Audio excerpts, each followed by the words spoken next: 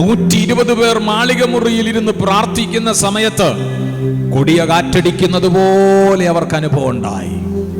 അപ്പോസ്തല പ്രവൃത്തി 2-ാം അധ്യായം. മീൻസ് അവരിരുന്ന മുറി മുഴുവനും നിറച്ചു. എന്നിട്ട് അഗ്നിജ്വാല പോലെ കണ്ടോ, നാവുകൾ അവരുടെ മുൻപിൽ പ്രത്യക്ഷമായി.